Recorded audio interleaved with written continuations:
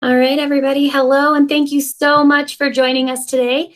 Just a friendly reminder that this meeting is recorded, so if you do not want to have your video on recording, now's the time to turn it off.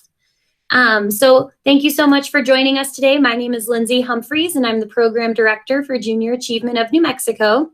Thank you for attending our virtual career speaker series today. I'm starting to see a lot of familiar faces, so that's super exciting. This program is designed to feature business professionals, entrepreneurs, and innovative thinkers from a variety of industries. And each featured speaker is going to share details about their education, their job, and their career journey. Before we get started, there's just a few virtual meeting etiquette reminders. This video is recorded and we'll put it onto our YouTube channel. For anyone who was unable to attend, you can send that link to them. That should be coming to you when you get the follow-up email. At this time, if everyone could take a second and please type your first and last name into the chat box. That just lets us know who's on the call with us. And if you don't know where that is, it's the little dialog box in the top right-hand corner.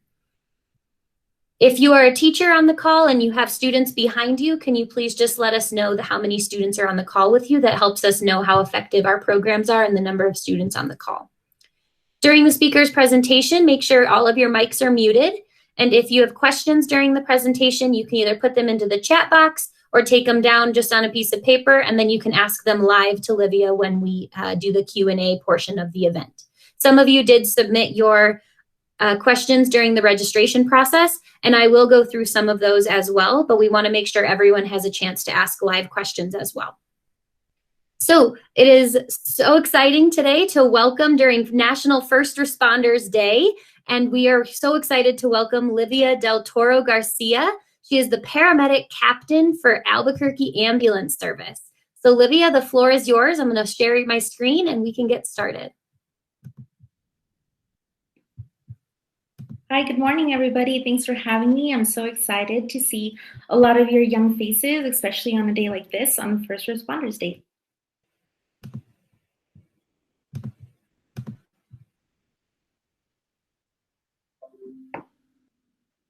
Okay, so let's get started. Like I was introduced earlier, my name is Livia Del Toro Garcia.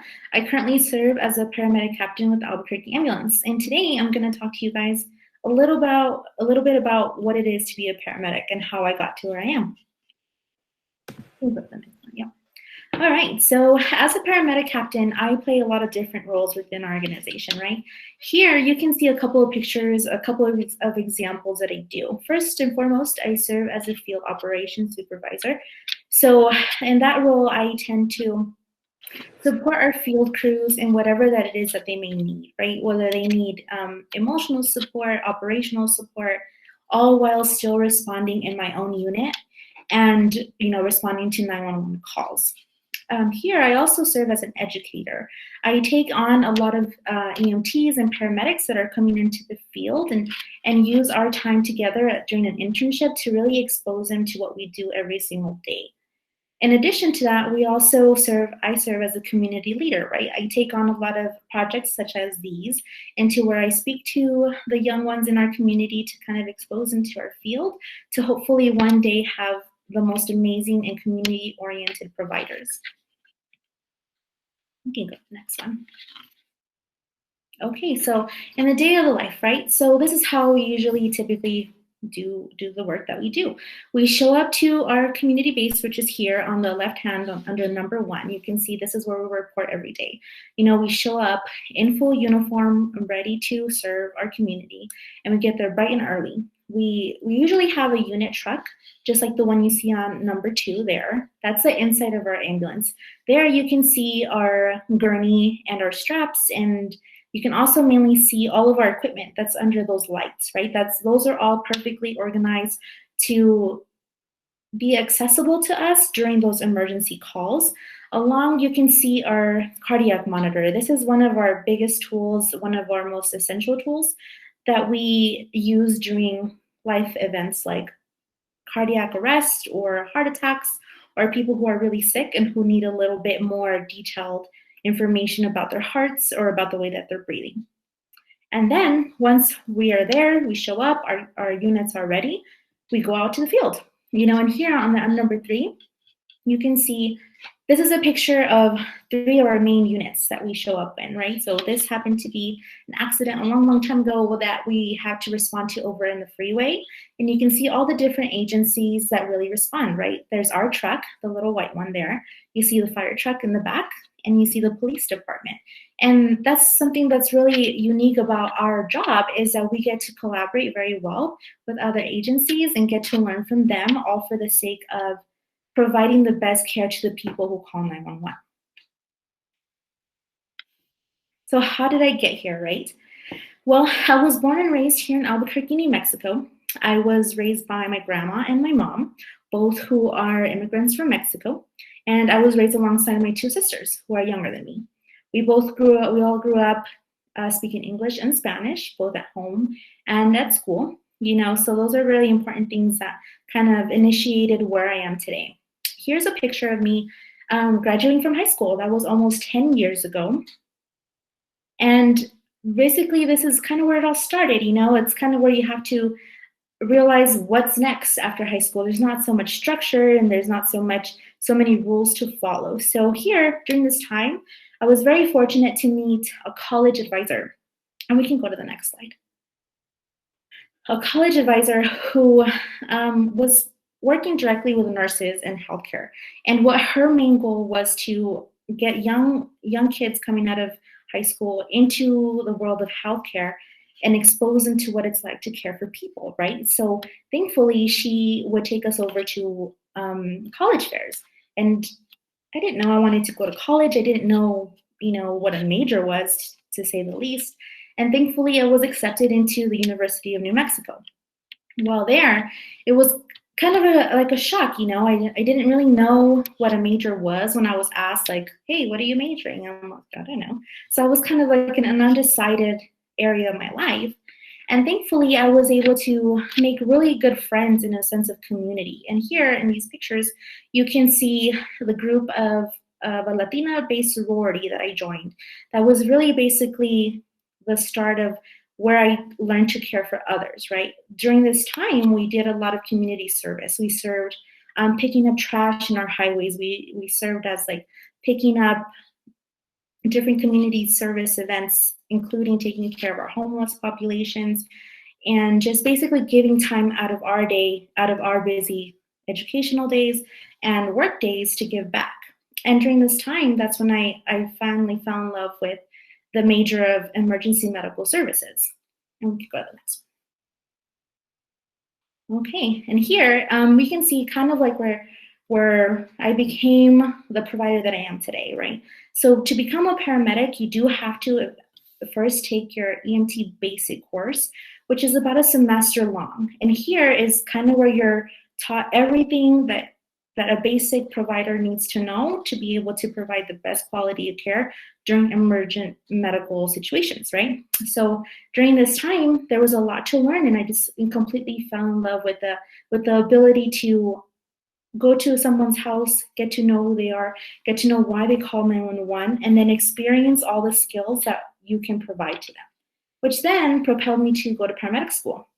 Here in this picture, you can see my paramedic class. This is the class of 2014 at the University of New Mexico. And this was at the very end of our program. Needless to say, we were also excited to finally use all the knowledge that we had just learned and be able to put it out there for the people in our community, specifically Albuquerque and the Bernalillo County, and along to the rest of the state of New Mexico when needed. During this time, the paramedic program that I was in also was part of my bachelor's degree. So then I also received both at the same time. Back in 2015, I graduated from UNM with a bachelor's degree in emergency medical services. So then what next, right? So during that time, I was able to really engage into the community. I was thrown out there into the field and really shown what it was to respond to those 911 calls from wherever and whatever it was, right? You could be responding to somebody having a heart attack at the grocery store, to an elderly grandma who happened to slip and fall, right? And those are all the things that we did and responded to during my initial years as a paramedic.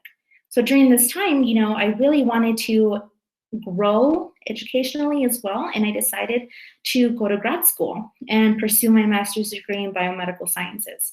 During this time, I moved to Colorado for about 9 months, and where I was able to really engage and learn the rigors of grad school that include higher levels of anatomy, physiology, genetics, all for the purpose of understanding human disease, right? And to really expand your connections with other future healthcare professionals. Here in this picture, this was after a presentation that we had, and I really like this picture because it really demonstrates the variety in what our group really wanted to engage, right? Some of these classmates of mine went on to medical school, some of them went on to pharmacy school, and some of them went out to become PhDs. So again, during my time in Colorado, I was fortunate enough to really engage in what it was like to know what science-based medicine really was. And I got the opportunity to internship with the McKinsey lab. Here, they focused on cardiology and specifically things that could do better for the cardiac heart when it's in disease. So here you can see that I was doing some bench work here on the left. And that was the most basic thing I could learn. And it was the most eye-opening thing I could learn when it comes to sciences. You read it in a book and you don't really know what it's like until you get into the lab and you get to grow your own cells, grow them into their own little dishes and nourish them and give them nutrients to grow and be better. And then you grow them and then you're able to extract their DNA. You're able to extract the RNAs and like the little things that you read about in school that you don't really have an actual idea about. And that's what I was exposed to during this internship. Here in the middle, you can see my amazing mentors that really took me under their wing, right? And I think that's really important when you're advancing, both professionally and educationally, is that you find people who are passionate about the same things that you like. And here I was so fortunate because all of these people here are PhDs, right? They dedicated their life to science and were just so excited to take me under their wing and really expose me to the other side of medicine that doesn't have to do so much with clinical and patient interactions. And here on the left, you can just see me where I'm presenting my research, where I presented what I had worked on for my entirety of the time when I was in grad school under the supervision of the McKinsey lab. And then here it's kind of like a conclusion, right? I initially started as a paramedic with a bachelor's degree in science, which was a huge accomplishment for me and for my family, right? I was a first generation high school graduate, first generation college attendee, and first generation graduate student. So this happened to be like a major accomplishment that I can bring back to my family, bring back to my community, and become that example to them. Currently, as a paramedic captain, I'm so fortunate to be part of a very dynamic team of leadership that encompasses both men and women of all ages, of all backgrounds, of all levels of experience. And lastly, I really enjoy the fact that as a Latina woman, I've been able to really grow as a leader, both as a paramedic and as a paramedic captain. This really helps us engage with our community, which is most likely made up of minority populations, and it helps me advocate for other Latinas to take up space and to be able to really take on leadership roles. And for my last piece of advice, I want to tell you guys that you should always show up. Just show up. Even if you're scared, even if you're a little bit hesitant, especially if you're scared to go to a tryout for basketball, or you're scared to present something that you're so passionate about, or if you're scared to do anything in school or professionally or educationally, just show up. Because through my time, I've learned that once you show up, there's a variety of things that you'll learn and things that you would have not otherwise been experienced to, especially if you would have just not gone. And then lastly, I would also encourage you guys to thank those who support you, especially your teachers, your parents, your friends who are always constantly your cheerleaders, right? Those are the people that you have to really reflect on and let them know that you're appreciative of their time and their support for you. And that's it. Thank you so much. That was amazing. And what a great overview of how much impact you've made in being a first generation high school graduate all the way to getting your master's. That's so exciting. So I'm going to open it up to questions. I'll start us off with one of the questions from the registration, which I think is a great one to start with. So that first question we have is, have you ever been assigned to a case where you panicked and forgot what to do? Yeah, I think in our really dynamic field, right? Like I said before, we are exposed to everything and anything. So coming out as a fresh paramedic, right? You know all these things and you've read them and reviewed them and you've practiced them in scenarios. But when it comes down to a real person with a real medical emergency, you have to put aside your nerves and you really have to just do the work. Like I said, you just have to show up and do what you're trained to do. So I think one of the things I can remember is exactly that, is having a patient who was super sick, and loading them up back in the ambulance. And I knew exactly what to do in my head, right? I knew to start an IV. I knew to put them on our cardiac monitor. I knew to give them medications. And I froze for a quick second because I was like, wow, I'm actually here. I'm doing it. I'm finally in that position that I really wanted to be in, and I snapped out of it. I just did it. I realized that it wasn't about me. It's not my emergency. It's their emergency, and it's my job to be able to provide the best quality of care then and there. Excellent. Thank you. Would anyone like to take a moment and unmute and ask Livia a question?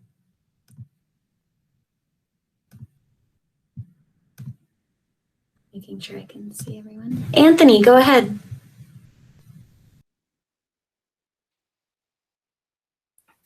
Okay, what was the most dangerous thing you had to do?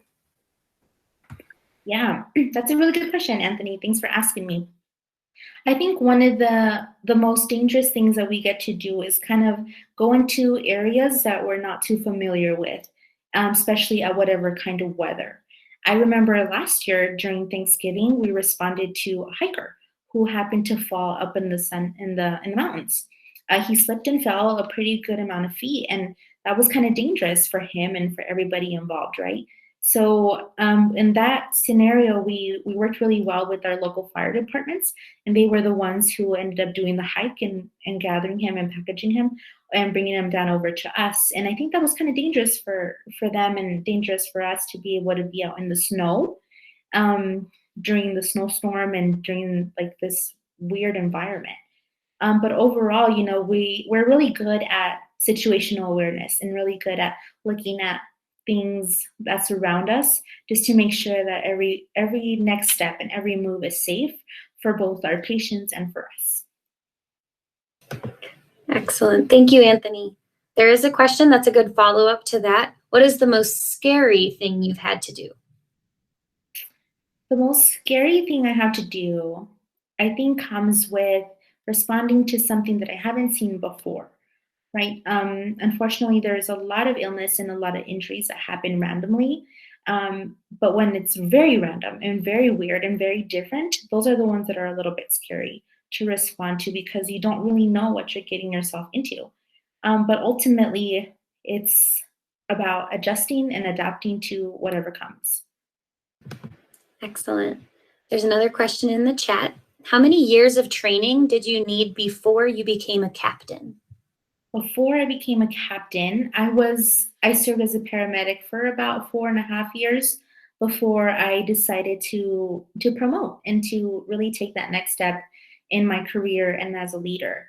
But I would like to clearly express that to become an EMT, you don't need to go to school for very long. Actually, to become the EMT basic, it is a 1-semester type thing, whether you're graduated from high school or if you decide to do like a dual enrollment to where you can get credit during high school and during the time that you that you can get credit in high school towards college. So if anybody is really interested in getting in our field, that's a really good way to start. And you can get hands-on and get hired and start working out here pretty quickly and very early on. To become a paramedic, you do need to go to school for about a year and a half after that. And that's going to be full-time. And that's where you really learn more detailed skills, a wider scope of practice that then you would bring to the field. Thank you. Does anyone have any questions that they want to unmute? Nancy, go ahead. Was there ever like someone that said like you wouldn't be able to do it? And if they did, what was your reaction to it? Like, what did you say? Yeah, that's a really good question. Thank you, Nancy. I think that there was some people that doubted my ability to become both a paramedic and a captain, unfortunately. And what really was the problem there was that they didn't think I can do it because they've seen other people try it and they weren't always successful, or it took them longer than expected to do so. So my response in that was like, well, thank you for your feedback, but this is important and this is a really important role to play in our community, and I'm ready to jump in, right? I'm ready to learn the skills needed. And I did just that, and thankfully I am where I am, and I'm able to talk to those people who doubted me and let them know, like, we did it, and we're here, and we are responding to your family and to your friends and to your community. So I think what's important about that is stay true to your goals, stay true to what you believe is important, and take out all the unnecessary things that don't really add to your success. Excellent. Thank you. Everett, I see your hand is up. You can go ahead and unmute. What is the weirdest thing you've ever done? Yeah, that's a lot.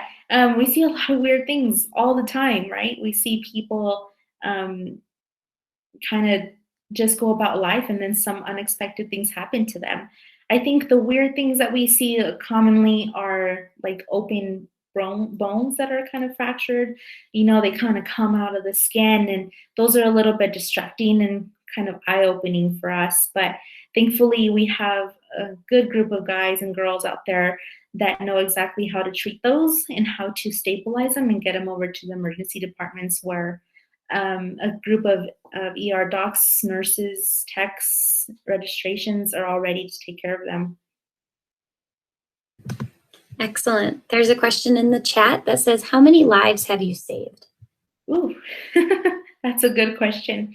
I don't have a specific number of how many lives we've really saved, but throughout my time now, almost 6 years as a paramedic and as a paramedic captain, there's been so many people that call when they don't really want to call 911, right? Their plan wasn't to ever call an ambulance in the middle of the day, but we have been able to respond to certain things that happen. And those are the most rewarding ones. For example, right, if somebody has a heart attack and we quickly get to their house and we do the little picture of their heart, and we can identify that they're indeed having a heart attack at this moment. So, our training kicks in, we get them loaded, we get them medicated, and we call the hospital ahead of time so that they know that there's somebody really critical and really sick who needs to be taken care of immediately. And that seems to be one of more of our common situations, and ultimately lead to those patients walking out of the hospital healthy and being able to go back to their families and to their normal lives. Excellent. I'll go to one of the questions that we have in the registrations is, what is one of the biggest fires or calls you've ever had? Okay. Well, as a emergency medical service company, we respond in conjunction with the fire departments and with the police departments to a variety of 911 calls, right? We typically don't respond to fires. That's mostly for the fire departments to engage in. But overall, I think one of the major ones that we've responded to are like really large accidents on the freeways that involve many vehicles, many patients, a lot of road conditions that are really different, and those are the ones that are really dynamic and really require you to stay focused on your skill set and to stay safe. Excellent. Would anybody else like to unmute and ask a question? Eden, go ahead. What would you change to make your job easier or harder? Ooh, that's a good question. Well, as a captain, one of my major responsibilities is to train and educate our newer paramedics and our newer EMTs. So I think what I would like to probably engage more is being able to teach them before they get out in the field. That way they can be a little bit more aware of what it's going to be like when they get out.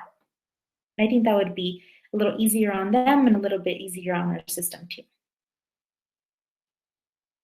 Excellent. There's a question that came through the chat. How many female paramedic captains are there in AAS compared to males? Oh, that's a really good question. I'm really glad you guys brought that up. So thankfully at our Albuquerque ambulance, we have a good amount of women and a good amount of men in both leadership positions. So particularly in our captain team, we have about 50-50, percent women, percent men. And that really brings upon the variety of experience and the variety of leadership that we can use to really train our newest members of our community. Thank you. Any other questions from everyone on the video call? Excellent. I don't see any hands going up. Excellent. Thank you so much, Livia, for taking the time, and we'll be respectful of everyone's time, and we'll wrap up. So following this presentation, you will all be sent a mindset survey. I know there's been quite a few. Oh, there's one more question that just popped up. How long do most people stay in your industry? Yeah, that's a good question also. So because 911 never really sleeps, right? There's always going to be an emergency. There's always going to be somebody who needs us. A lot of people stay for a little while. They stay because they really enjoy responding to those people in need. So it does vary. A lot of our paramedics stay with us anywhere from a couple years to 6 to 10 to 15 years. And a lot of our EMTs go on to become paramedics and then grow their own career paths also. A lot of our coworkers also tend to go on to medical school or PA school, but they all mostly stay within healthcare because they really do enjoy that aspect of their lives to be able to provide to the community. Excellent. I'm glad that one was snuck in there right towards the end. That was a good question. So like I was saying, we do send our post-program mindset survey to everyone on the call. I know there's been a few kiddos that have won our gift card. And if you fill out the survey, you'll get entered into a drawing to win your gift card. And when that gift, you'll just get an email and I'll send you a gift card if you are the winner. So thank you so much for Dion's for donating those gift cards. And teachers, make sure that if you have students on the call with you, make sure you send the link to them as well. And so lastly, keep an eye out for your emails for next week's registration. Next week, we start our entrepreneurship month, and we will be focusing on different entrepreneurs across New Mexico. And next week, we will be featuring Trish Lopez, who is the founder and CEO of Teen Years. And then this is important to kind of just start telling you all, we will only have 2 speakers in the month of November. So we'll have one on next week, and then we'll have the 18th is going to be our next speaker. We're going to take Veterans Day off, and we'll take the week of Thanksgiving off, just so that everyone knows that. So thank you so much for everybody being on this call. Look out for your emails. I love seeing the familiar faces, and thank you, Livia, for taking the time during being on shift. That was really, really thoughtful, and thank you for doing this today. So thank you all, and I'll see you next week. Stay safe, everyone. Thank you. Bye. Thank you, Livia.